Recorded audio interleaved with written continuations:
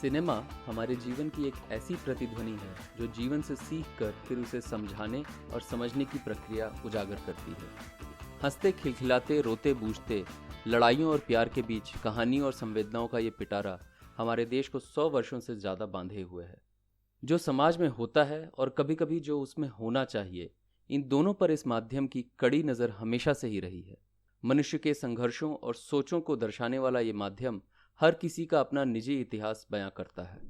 कहानी और उनसे निकलने वाली सोच हर घर में चाय की चुस्की और समोसे के स्वाद में भर जाती है और हम सब किसी न किसी बहाने उनके होने वाले असर पर चर्चा अवश्य करते हैं। इसी बातचीत को आगे बढ़ाते हुए ब्रेकफास्ट एट सिनेमा के शिवांगी और अभिनव आपके सामने कहानियों के अंदर की कहानियां लेकर प्रस्तुत हो रहे हैं। पर्दे के पार का जो फिल्मी प्यार है उसमें अपनी कुछ बातें जोड़कर आपके सामने पेश है पर्दा पार फिल्मी प्यार का ये पॉडकास्ट। नमस्कार, आज की हमारी इस कड़ी में आपका स्वागत है। ये कड़ी निर्देशक बासु चैटर्जी को समर्पित है, जो अपने पीछे छोड़ गए हैं कुछ ऐसी फिल्मों का खजाना जो समाज से सवाल करती हैं और हमें हंसाने और सोचने में कोई कसर नहीं छोड़ती। उन्होंने एक ऐसे जनरेशन की कहानियां हमें सुनाई हैं जो नई दिशा की तलाश में कुछ नए ही सवालों से जूझ रही थी, और आज भी ये फिल्में उतनी ही सटीक हैं हमारे समाज को उनकी परछाई दिखाने में और साथ ही ये याद दिलाने में कि इस देश की वो यात्रा जो 1947 में शुरू हुई थी आज भी चली जा रही है। उनकी ऐसी ही एक फिल्म है सन 1986 में रिलीज हुई प्रकाश मेहरा प्रोडक्शंस की बहुचर्चित फिल्म चमेली की शादी। इस फिल्म के कहानीकार हैं ओम प्रकाश शर्मा, स्क्रिप्ट लिखा है प्रकाश मेहरा और बासु चैटर्जी ने। फिल्म के गीत प्रकाश मेहरा और अनजान के हैं और संगीत दिया है कल्याण जी आनंद जी ने। और हाँ, एक खास बात, इस फिल्म का एक गाना अनिल कपूर ने भी गाया है। सिनेमाटोग्राफी है अजय प्रभाकर की और फिल्म को एडिट किया है कमल सैगल ने। अब आइए पता करते हैं कि इस फिल्म की कहानी क्या है। ये फिल्म भारतीय जातिवाद पर व्यंग है। चरणदास कुश्ती लड़ने का शौक रखने वाला एक भोला पर बेरोजगार नौजवान है। वो कुश्ती लड़कर उसमें प्रसिद्धि पाने में अपना भविष्य देखता है और इसी कारण वो 40 की उम्र तक ब्रह्मचारी रहने का वादा भी कर लेता है। लेकिन चुलबुली चमेली से नजरें मिलते ही मन में नई इच्छाएं जागने लगती हैं। अब दोनों की बिरादरी अलग, दोनों के समाज भी अलग। ऐसे में दोनों प्रेमी अपने लिए एक एक गुरु ढूंढते हैं जिससे वो खुलकर अपने मन की बात कह सके और उनके दिए हुए सुझावों के सहारे घर वालों और समाज को चुनौती देते हैं। इस कहानी के सभी पात्र अपनी हरकतों की वजह से काफी विचित्र लगते हैं, लेकिन गौर करने वाली बात है कि ये सभी अपने बिरादरी के सटीक उदाहरण हैं। जहां चरणदास और चमेली को एक दूसरे के साथ के अलावा कुछ सूझता ही नहीं है, वहां उनके परिवार वालों को सिर्फ अपनी इज्जत और समाज में स्थान की चिंता है। बस एक वकील भैया हैं, एक सहेली, कुछ दोस्त और अंत में चरणदास के कुश्ती के उस्ताद, जो आगे आकर इन चंचल प्रेमियों को सही रास्ता दिखाते हुए इनको शादी के बंधन में बांध देते हैं। अभिनव, अब जरा ये बताइए कि आपको इस फिल्म के कौन से विषय सबसे ज्यादा पसंद आए? तो एक विषय के बारे में तो आपने पहले ही बात कर ली, जो कि है जातिवाद। ऐसा समझिए 1947 में जिस देश को अपनी स्वाधीनता प्राप्त हुई थी, वो 1986 तक अभी भी उन रूढ़िवादी चीजों में अटका हुआ है जिनसे शायद उसे बहुत पहले ही निजात पा लेनी चाहिए थी। जातिवाद एक बात हो गई, उसके अलावा अशिक्षा। आप ऐसे भी सीन देख सकते हैं जहां पे शिक्षित लोग भी अपनी अशिक्षा का उदाहरण दे रहे हैं। दहेज एक और समस्या है जिसके बारे में इस फिल्म में कुछ सीन है जिस पे कटाक्ष किया गया है। और समाज में ऊंच नीच, ये एक अलग ही चीज है जिसके बारे में ये फिल्म कहीं ना कहीं व्यंग करती है। फिल्म की शुरुआत ही ऐसी कुछ होती है कि चरणदास के भाई एक कोयले वाले के यहाँ से कोयला लाने के लिए तैयार नहीं होते हैं, क्योंकि वो उससे नीची जात के हैं और वो उनसे मुंह नहीं लगना चाहते। आगे चल के जब हम वकील भैया को भी देखते हैं कि वो एक लड़के को ये समझाने में लगे हुए रहते हैं कि उसे चमेली से शादी क्यों नहीं करनी चाहिए, तो उसे वो दहेज का हवाला न देकर ये समझाते हैं कि कहाँ तुम और कहाँ वो कोयले वाले की कल्ली। तो ये जो तरीका है बात करने का, ये हमारे समाज में कई सालों से चला आ रहा है और हम आज अभी भी 2020 में शायद इसके ऊपर नहीं उठ पाए हैं। मजेदार बात यह है अभिनव कि हम जानते हैं कि अमजद खान का निभाया हुआ जो रोल है वकील भैया का, उसमें वो बहुत सही तरीके से जानते हैं कि ये जातिवाद और ऊंच नीच की बातें जो है किसी को भी शोभा नहीं देती हैं, और सबसे ज्यादा किसी वकील को शोभा नहीं देती है जिससे वो बात कर रहे होते हैं कि चमेली से शादी ना करो। लेकिन वो जानते हैं कि उस लड़के को दहेज की बात समझाई जाएगी तो वो नहीं समझेगा। उससे अगर ये बात समझाई जाएगी कि लड़की काली है, मोटी है और किसी लड़के से उसका रोमांस चल रहा है, तो वो लड़का जरूर मना कर देगा। वो अपने भलाई को और अपने मकसद को देखते हुए उसको इस तरीके से समझाने की कोशिश करते हैं, जबकि उनकी असली सोच इस तरह की नहीं है। जिससे ये लगता है कि हम दूसरों की बातें कितनी सुन सकते हैं और उसको एक हथियार की तरह इस्तेमाल करते हैं। अपने निर्णय खुद लेने की छूट ना चरणदास को है और ना चमेली को, जबकि दोनों ही बालिग हैं और दोनों ही दुनिया को अपने तरीके से संभालते हैं और समझते हैं। लेकिन दोनों के माँ बाप और बड़े भाई बहन वो उनके पीछे इस कदर लगे हुए हैं जैसे कि उनको कुछ समझ ही नहीं है। ध्यान दीजिएगा, जब चमेली की माँ को चरणदास के बारे में पता चलता है, वो चमेली के पिता से कहती है कि किसी भी औने पौने को ढूंढकर चमेली की शादी करवा दी जाए, जल्द से जल्द। कम से कम बिरादरी में ही शादी होगी तो उनकी नाक तो कटने से बच जाएगी। अब सोचिए, इन्हीं नाकों को बचाने के चक्कर में न जाने कितने लोगों की जिंदगी बर्बाद हो चुकी है। पहले तो चरणदास कुश्ती लड़के कुछ बनना चाहता है उस फील्ड में, लेकिन बार बार उसको टोका जाता है कि तुम कुश्ती लड़के कर क्या लोगे। समझने वाली बात यह भी है कि 1986 में अपने मन के करियर को फॉलो करने की इतनी इजाजत किसी को मिलती नहीं थी उस वक्त, क्योंकि जॉब सिक्योरिटी एक बहुत बड़ी बात थी। जहां चमेली को पता है कि वो शादी करके ही घर बसाना चाहती थी, क्योंकि उसको पढ़ाई लिखाई में शौक नहीं था। वो कुछ और कर सकती थी, लेकिन अभी तक उसने उस बारे में सोचा नहीं था। वो जिससे शादी कर लेना चाहती थी उसको भी नकार देते हैं उसके माँ बाप। हमारा सिनेमा तकरीबन 100 साल से ज़्यादा पुराना हो चुका है, अभी भी जवान लगता है, लेकिन हमारे सिनेमा में सबसे ज़्यादा अगर किसी विषय पर चर्चा होती है तो वो यही है कि दो जवान लड़का और लड़की अपने पसंद से एक दूसरे को ढूंढ के दुनिया से लड़ते हुए खुद की शादी कैसे कर लें। लेकिन आप अगर अब की फिल्में देखेंगे अभिनव, तो पिछले कुछ 5-10 सालों में ये नया ट्रेंड उभरा है कि अब भले ही माँ बाप राजी हो जाते हैं, लेकिन लड़का और लड़की अपने आप से जूझने लगते हैं और इसीलिए एक दूसरे से शादी नहीं कर पाते हैं। बात सही है। आपने जो बात कही उस पर एक और चीज लागू होती है। कहीं ना कहीं बासु चैटर्जी, जो कि फिल्म निर्देशक हैं और जिन्होंने इस फिल्म की कहानी और स्क्रीन प्ले भी लिखा है, वो खुद सपने देखते थे, जिसकी वजह से उन्होंने इतने गंभीर और इतने हंसी से लोटपोट कर देने वाले सपने हमें दिखाए। तो जब वो सपने देखते थे तो उन्हें कहीं ना कहीं ये लगता होगा कि सपने देखना हर किसी का बुनियादी हक है और सपना कोई किसी से छीन नहीं सकता। और इस फिल्म में अगर किसी चीज की लड़ाई है तो वो इसी चीज की लड़ाई है कि क्या हम दूसरों से अलग सोच के खुद के लिए सपने देख सकते हैं और उन्हें पूरा करने के लिए बिना किसी का अनादर किए, बिना किसी को चोट पहुंचाए अपने लिए रास्ता निकाल सकते हैं या नहीं। बासु चैटर्जी की सारी फिल्मों का मुख्य विषय कुछ लगभग यही तो था कि अपने आप के लिए जो सपना देखा है उसको पूरा करना है। बिल्कुल। चाहे वो शहर में अकेले रहकर किसी लड़की के लिए नौकरी करना हो, चाहे अपने पसंद के लड़के से शादी करना हो, चाहे ये हो कि वो अपने मनपसंद लड़की को किस तरह से अपने ओर आकर्षित करे, या फिर अगर मैं शादी में खुश नहीं हूं तो किसी और की तरफ क्या मेरी नजरें जा सकती हैं या नहीं जा सकती हैं। बिल्कुल। तो ये सारे जो विषय है ये सब इमोशनल है, ये सब मन के विषय है और ये सारे सपने कहीं ना कहीं यहाँ जाकर अटक जाते हैं कि हमें जो समाज ने बताया है कि रिश्ता इस तरह का होना चाहिए या संबंध इस तरह का होना चाहिए या पति पत्नी ऐसे ही होने चाहिए, इसी जगह पे आके रुक जाते हैं। इसीलिए शायद आजकल के नौजवान भी जहाँ एक दूसरे से रिश्ता नहीं बना पाते हैं या अपने आप से जूझते रहते हैं, वो इसी वजह से जूझते हैं क्योंकि उनकी जो उम्मीदें हैं किसी रिश्तों से वो उनको कुछ और बताई गई हैं और उनको नजर कुछ और आती हैं, तो वो इस कॉन्फ्लिक्ट में या इस खींचातानी में अटके हुए हैं। इसी बात पे बासु चैटर्जी की एक दूसरी फिल्म का गीत याद आता है, कई बार यूं ही देखा है ये जो मन की सीमा रेखा है। मुझे लगता है कि बासु चैटर्जी बार बार ये सवाल उठाते रहे हैं, क्या समाज हमें बांधेगा या हम खुद के दायरों को तोड़कर कुछ और करने के लिए कहीं दूर निकल जाएंगे। ये सवाल उससे जुड़ता है जो कि मेरे ख्याल से एक और बहुत ही महत्वपूर्ण विषय है, वो है कहानी धोबीराम की। हमारे समाज में कई वर्षों से चर्चा में रही है कि जब एक धोबी ने एक राजा से कहा मेरे अंदर वो ताकत नहीं है कि मैं अपनी पत्नी को जो कि रात कहीं और बिता के आई है अपने घर में वापस ले लूं, तो राजा ने भी अपनी पत्नी को घर से बाहर निकाल दिया, जबकि पहले ही वो पत्नी खुद को सही साबित कर चुकी थी। ये सवाल फिर से उठता है कि ये समाज क्या धोबी बनता रहेगा या उस राजा की तरह बनेगा जो कि उस धोबी से आगे एक नई दुनिया की रचना करना चाहता है। अगर ये समाज बार बार अपनी रूढ़ियों, अपने उन पुराने जंजीरों में अकड़ा रहेगा, जकड़ा रहेगा, तो आगे कैसे बढ़ेगा?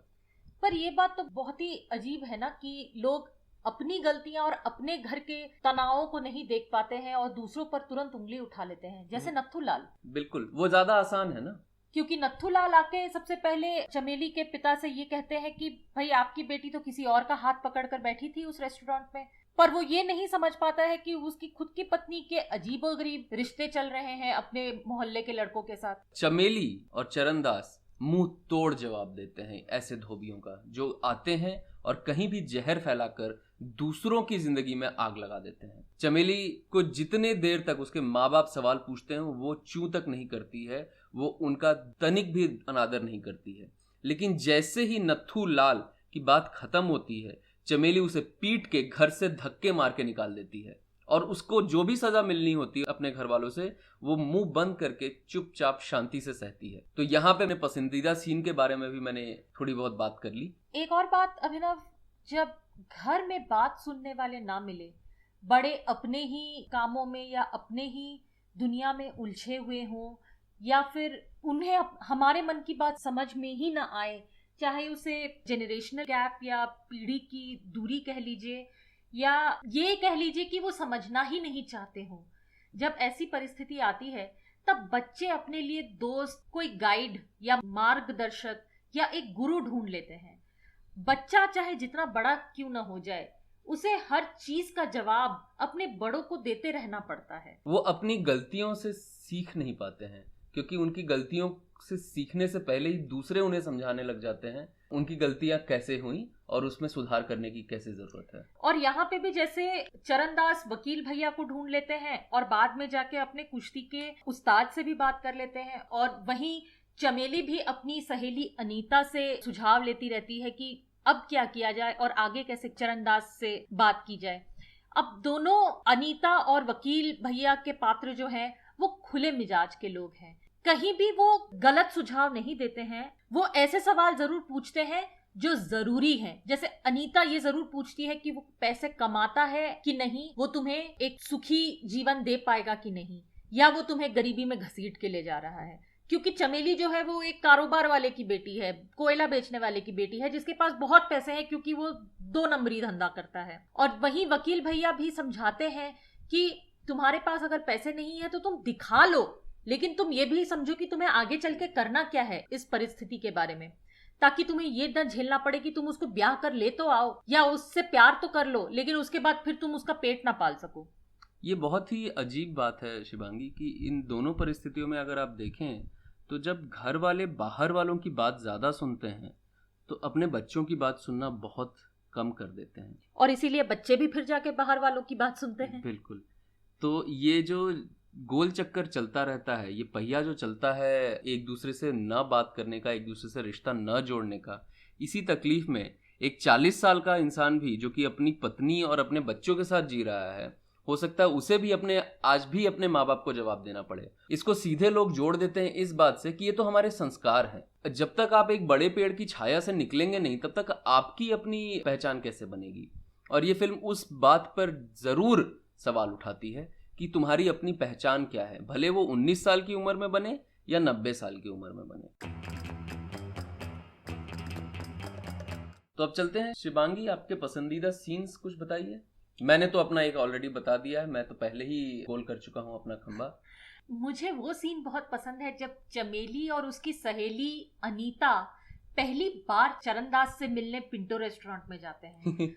वहां इस बात का सबसे पहले पता चलता है कि भले चरणदास पढ़ाई लिखाई में कुछ हद तक फेल हो चुका है और बहुत मुश्किल से 12वीं पास की है, वहां हमें ये भी समझ में आता है कि वो बिल्कुल बेवकूफ नहीं है, क्योंकि वकील भैया के समझाने के बाद वो जिस तरीके से आके अपने आप को पेश करता है अनीता के सामने और चमेली के सामने, उससे समझ में आ जाता है कि वो थोड़ा सा ट्यूबलाइट तो है, लेकिन बिल्कुल ही गया गुजरा फ्यूज्ड बल्ब नहीं है। तो वो सूट पहनकर आता है, अनीता की तरफ थोड़ा ज्यादा ध्यान देता है, जबकि उसको पसंद चमेली है, और उसके बाद जो खाते पीते हैं उसके लिए पैसे देने की भी बात करता है, और ये भी कह देता है जोश में आके होटल का मैनेजर उसका दोस्त है।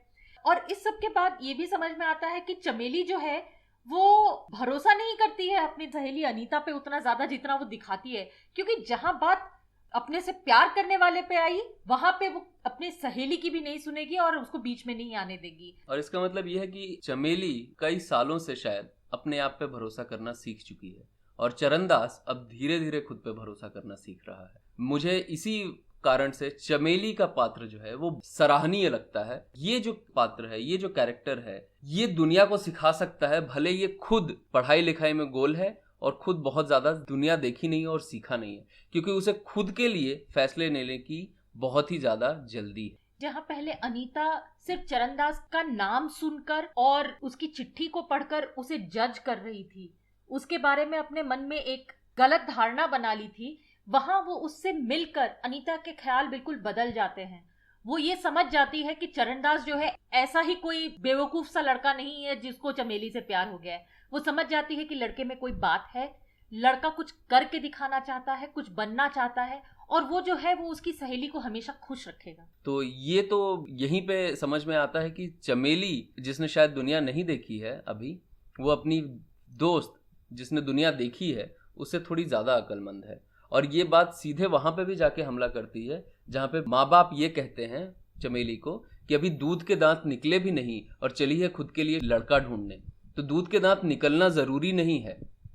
दुनिया की समझ अपने आप होती है जब आदमी दुनिया को देखता है, उसको परखता है और उसको समझने की कोशिश करता है अपनी बुद्धि और अपने दिमाग से। मैंने तो बता ही दिया कि चमेली जब नथुलाल को मारती है तो जो मजा आता है, मुझे वो मजा आया है उस सीन में कि ये वो हर एक इंसान जिसने कभी उंगली उठाई हो तुम्हारी तरफ, उसको एक करारा जवाब है कि तू पहले अपने घर की तो देख लो, उसके बाद दुनिया को समझाना कि दुनिया में बेहतर क्या है और क्या बेहतरीन हो सकता है।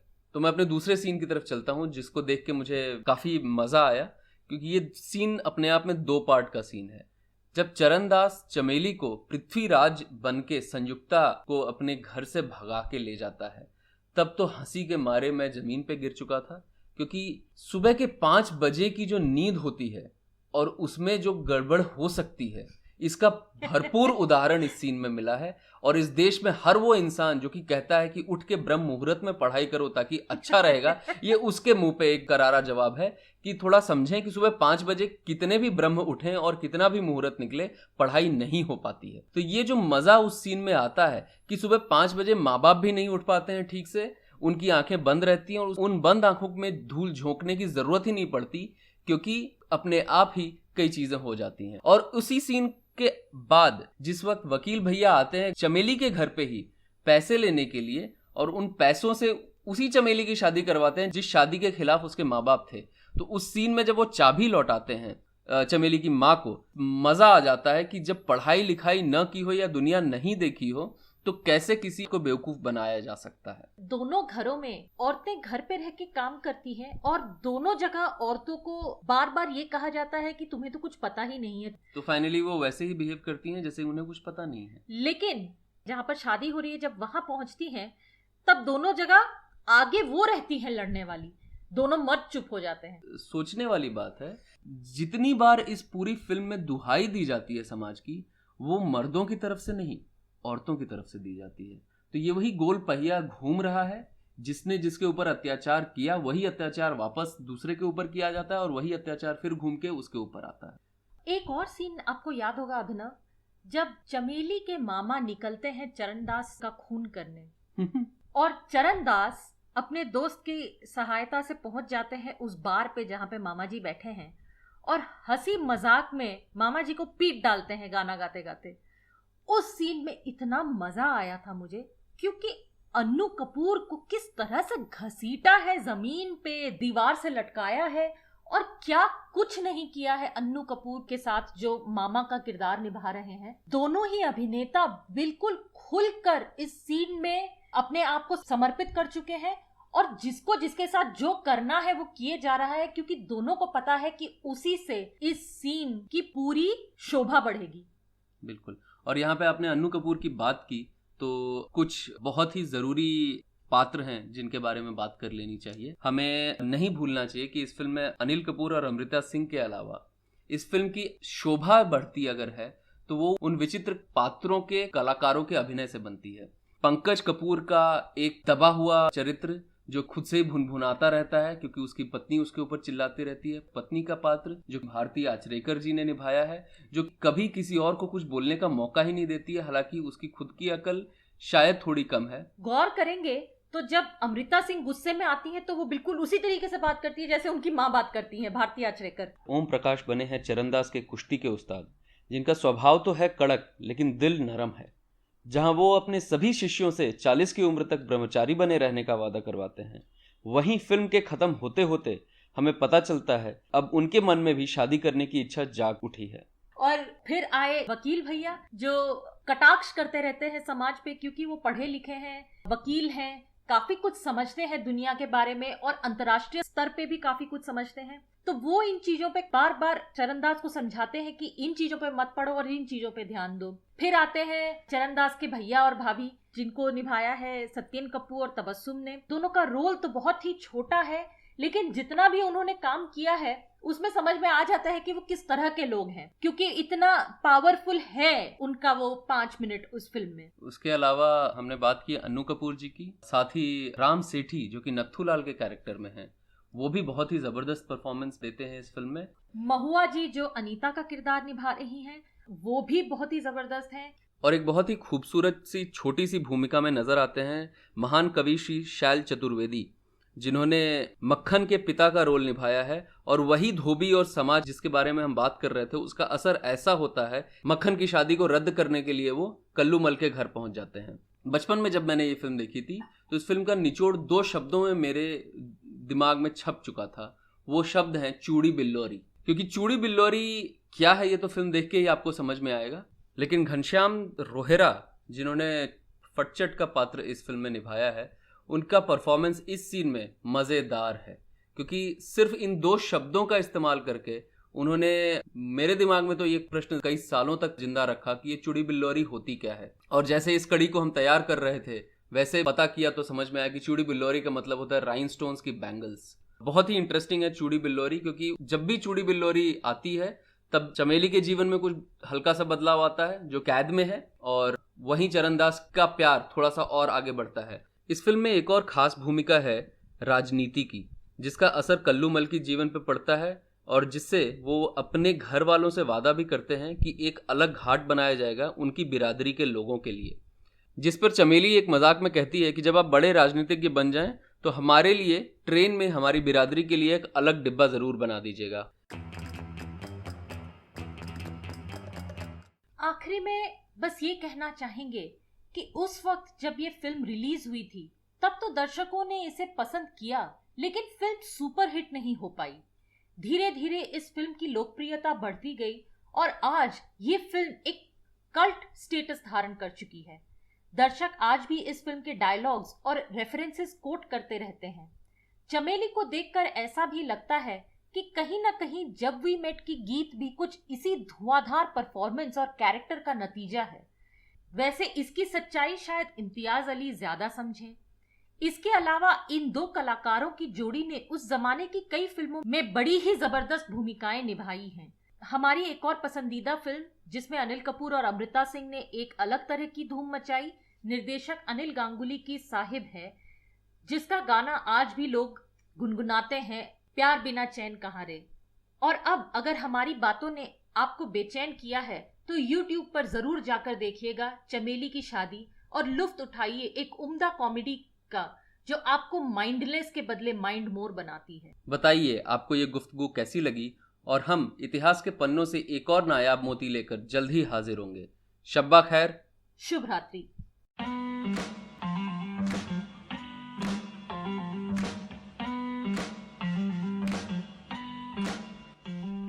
पर्दापार फिल्मी प्यार पॉडकास्ट ब्रेकफास्ट एट सिनेमा, जो 2014 से सिनेमा का ज्ञान और सिनेमा से ज्ञान बढ़ाने की कोशिश में लगा हुआ है, की पेशकश है। यह पॉडकास्ट इस लक्ष्य की ओर एक और कदम है। हम हर उम्र और हर क्षेत्र के बच्चों और बड़ों के साथ कई विषयों पर काम करते हैं। सिनेमा के बारे में हमसे बात करने के लिए आप हमें फेसबुक और इंस्टाग्राम पर ब्रेकफास्ट एट सिनेमा के नाम से और ट्विटर पर ब्रेकफास्ट एट सिने के नाम से ढूंढकर हमसे संपर्क कर सकते हैं। आप हमारे वेबसाइट breakfast@cinema.com पर भी हमसे संपर्क कर सकते हैं। इस पॉडकास्ट के बारे में आपके विचार सुनकर हमें खुशी होगी। आभार। freemusicarchive.org, हुआनिटोस के गीत ऑक्टोपसी, एक्सोटिका और soul walking. Licence creative commons attribution CC BY 4.0। Poster बनाया गया है कैनवा पर। सिनेमा जगत से जुड़े हुए हर व्यक्ति के विश्वास और लगन से मिलने वाले प्रोत्साहन के लिए बहुत बहुत धन्यवाद।